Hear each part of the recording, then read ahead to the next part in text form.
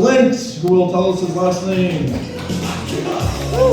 Clint and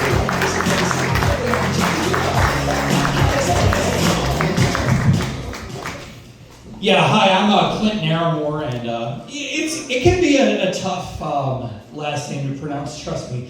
I've got bill collectors and extended warranty people that mess it up every single week. But you know who doesn't mess it up? Northeast Ohio, where I'm originally from. My uncle was on a reality show once, so he got a little bit of notoriety for it. And he felt so proud of his cameo, I guess, on a reality show. He gathered us all around one night to watch it, and you know, I felt something too, because you really haven't lived until you've been 13 years old and you've seen a blood relative on Cops. And he didn't have to introduce himself to the cop. That cop knew how to say my last name. He had practice. Those two had met. Either that or it was his older brother, my Uncle Jim, who, by the way, guys, if you're going to go out and commit a burglary, it's not a good idea. In fact, it falls into that frowned upon category to inform the hooker who you're about to shortchange where the blessed event is going to take place. Because she squealed, but just not in the sense that he was trying to get her to. My aunt knows that I get up on stage and tell these stories, and she doesn't like it, guys. She gave me a lecture and told me how irresponsible I was. And then I thought about it.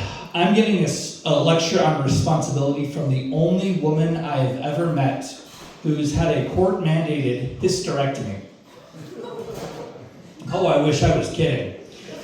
I knew she was a terrible mother, but when child services was actually in the delivery room for the 9th birth, I knew that she had a problem. I think she just saved time and money and just named the baby Ward. Some of you will get that tomorrow. But I mentioned I'm not from here, but I've been driving through Wisconsin for work the last couple of weeks, and you kind of have to explain to people that are not from here that they can't buy alcohol or THC after 9 p.m. That's not great to go into not knowing. And then somebody's like, oh, if you just want THC, just go to El Dorado. Okay, great, cool. When you don't live here, you don't know that El Dorado also doubles as an adult store. There are fewer things in this world more interesting than trying to buy your THC and staring face to face with a giant black dildo. Luckily, the THC kicked in shortly after, and I could forget about that trauma. I just felt inadequate for, the next 3 or 4 days until I saw his hat. Then I was like, oh, you know what? On Pornhub, doesn't matter what size you are, I guess.